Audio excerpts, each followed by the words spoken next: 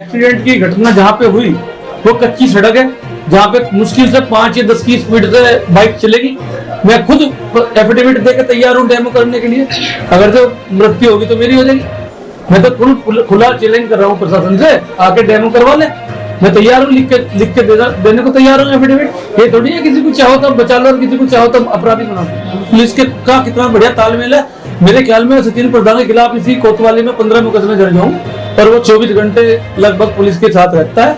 वहां पर खर्चा किया जाता है क्योंकि उसने फ्रॉड 50 बीघे से 350 बीघे जमीन कर ली। ईडी की उसमें जांच बैठी हुई है चकबंदी विभाग के हाईकोर्ट के आदेश से। एक ईडी की जांच अलग चल रही है और एक अभी प्रकरण है, उसने कुछ वो बनाए हैं गाँव ग्राम पंचायत प्रधान को जो एड मिली थी तो उसकी भी जांच कर रही है। एक जांच अधिकारी को उसने धमकाया हूँ, बिल्कुल फ्री में हूँ, किसी से कोई पैसा नहीं लेना मुझे।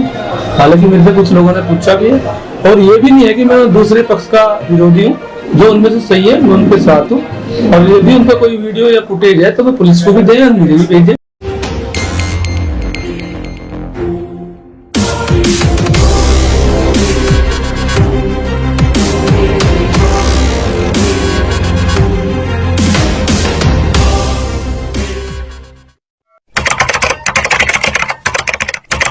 मैंने इसलिए प्रेस वार्ता बुलाई है कि लोगों की बातें सुनी नहीं जा रही और प्रशासन किसी को भी सामने नहीं आने दे रहा, दबाव बना रखा है। आज मैंने 2 आदमियों की इसमें बेल डाली है और एक आदमी की मैंने पहले सिलेंडर एप्लीकेशन डाल रखी थी, जिसपे रिपोर्ट भी आज प्रशासन द्वारा 12:15 बजे भेजी गई और पुलिस की व्यवस्था चारों तरफ कचहरी के ऐसे लगा रखी थी कि जैसे वो कितना बड़ा क्रिमिनल हो। योगेश, और योगेश को पकड़ने के लिए सिर्फ योगेश पे दबाव इसलिए बनाया जा रहा है कि योगेश ने समझौता नहीं कराया पुलिस के कहने से। पुलिस के द्वारा उसे पैसों का लालच भी दिया गया और पुलिस ने ही उसे योगेश को फोन करके थाने में भी बुलाया और 3-4 इंस्पेक्टरों ने उसे हॉस्पिटल में बुलाकर भी उससे डॉक्टर के कमरे में बैठकर वार्ता करी। उसने कहा कि जिनका मरा है आप उनसे बात करो, मैं नहीं किसी पे दबाव दे सकता और पुलिस उससे नाराज है, इसलिए पुलिस उसके खिलाफ बेवजह के मुकदमे दर्ज कर रही है।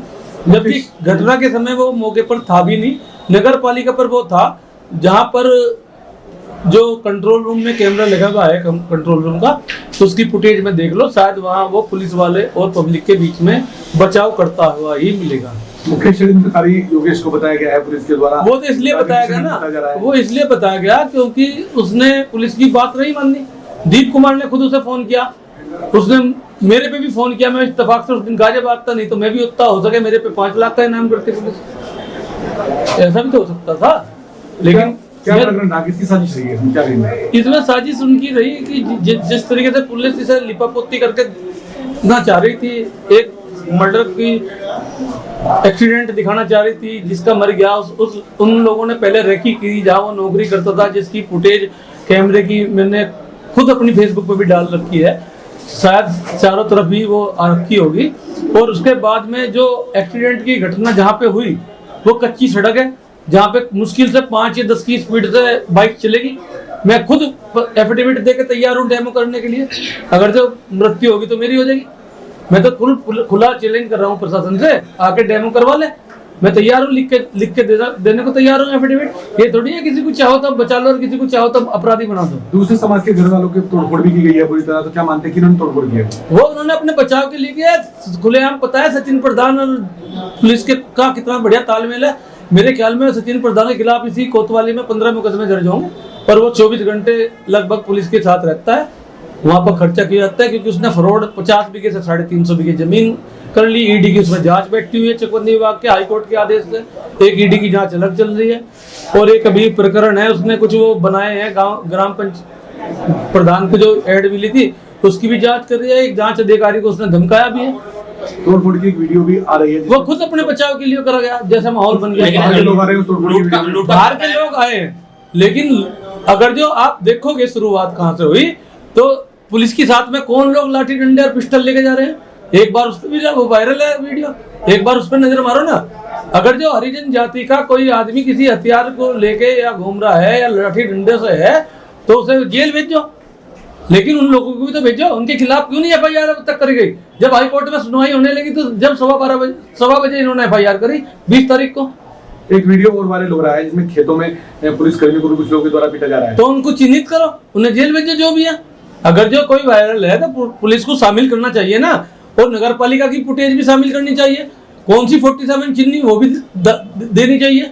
मैं कब मना कर रहा हूँ, चाहे अपराधी इधर का हो चाहे इधर का हो, जिसने घटना को करा वो ही गलत है, लेकिन घटना के दौरान जेल जाना चाहिए। घटना के दौरान पुलिस वालों के ऊपर पथराव भी हुआ उन्हीं के पक्ष की तरफ से।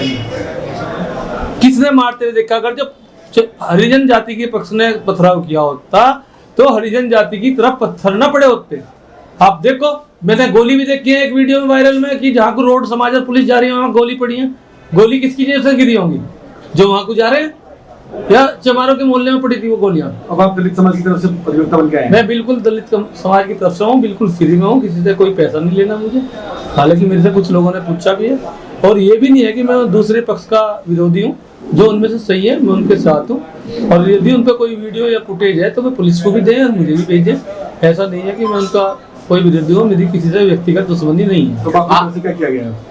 आज क्या किया गया आपकी तरफ से? आज मैंने 2 आदमियों की बेल डाली, जिसमें मैंने रिपोर्ट थाने से मंगाई है और सीडी तलब करी है, क्योंकि मुझे पता है कि कमरे में बैठ के पुलिस लिखेगी अपने बचाव के लिए, पता नहीं क्या क्या गलत लिखेगी। कुछ मैंने सूचना के अधिकार में कप्तान साहब से भी मांग रखी है, थाने से भी मांग रखी है, सचिन की क्रिमिनल हिस्ट्री भी मांग रखी है, उसमें आज तक क्यों नहीं कार्रवाई हुई वो भी मांग रखा है।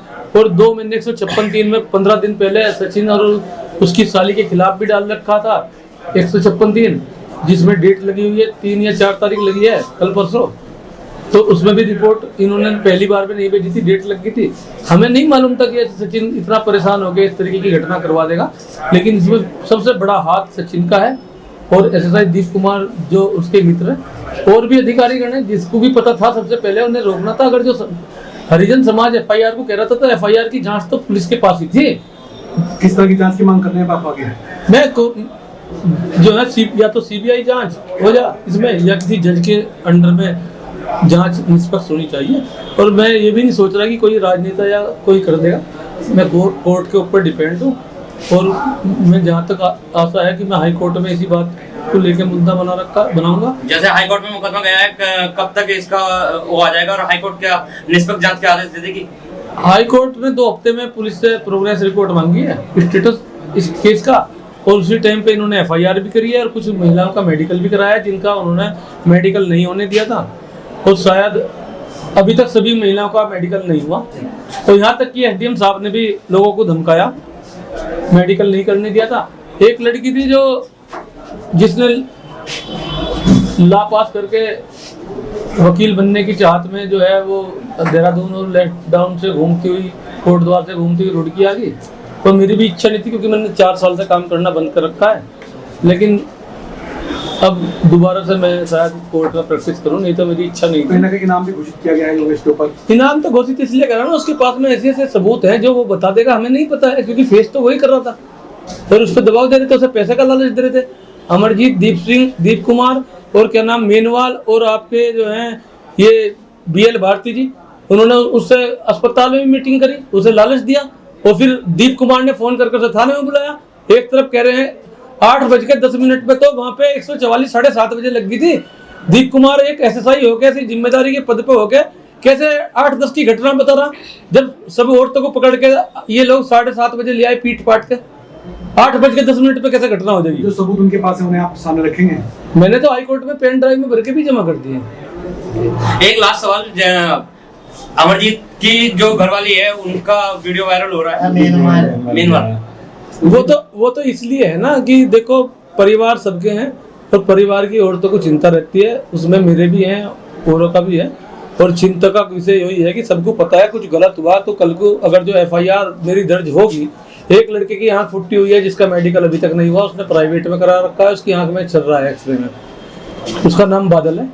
एक लेडीज है जो हाई कोर्ट पहुंच गई थी, उसका बच्चा खत्म हो गया इनके लात मारने से। और एक आदमी पुलिस कस्टडी में है जो जेल से एम्स हॉस्पिटल में अपनी जिंदगी की लड़ाई लड़ रहा है। तो अगर ये 3 FIR होगी तो मेरे ख्याल में बहुत है। और कितनी औरतों की चेस्ट पर कहाँ छर्रे लगे हुए हैं, गोली किसने चलाई, किसी भी पुलिस वाले के या रोड बिरादरी के गोली नहीं लगी। अगर जो योगेश ने इतनी गोली 8-10 जिन्होंने मिलाए थे, एक तो लगती है, यदि किसी के एक भी गोली लगी हो तो बताए। इनके पास में कुछ है ही नहीं। संगठन मुख्यमंत्री से मिले हैं और मुख्यमंत्री ने उस तरह जांच के आदेश भी दिए हैं और 15 दिन में रिपोर्ट सबमिट करने के आदेश दिए हैं। तो क्या मानते हैं, इसको आपको विश्वास है नहीं? देखो, मैं राजनीतिक आदमी नहीं हूँ, ना मुझे कोई चुनाव लड़ना, ना मुझे किसी की वोट चाहिए। मैं कानून की तरीके से चल रहा हूँ और कानून के हिसाब से जो रिलीफ मिलेगी मिलेगी।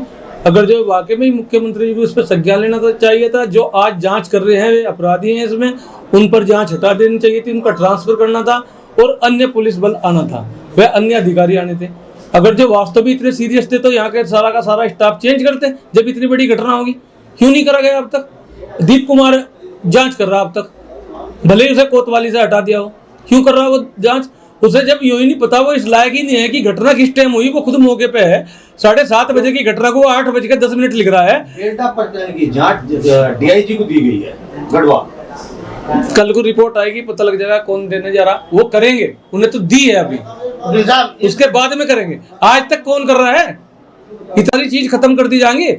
अगर जो इतनी ईमानदारी चल रही तो मुझे भी भेज देंगे उसकी कैमरे की, वहाँ नगर पालिका में कैमरे लग रहा, अंदर में क्या मांग, कंट्रोल रूम का ही तो कैमरा है वो। आप क्या मांग करेंगे? पुलिस अधिकारी है, मेरी मांग ये है, दोनों पक्ष में से वास्तव में जो भी अपराधी है वो जेल जाना चाहिए।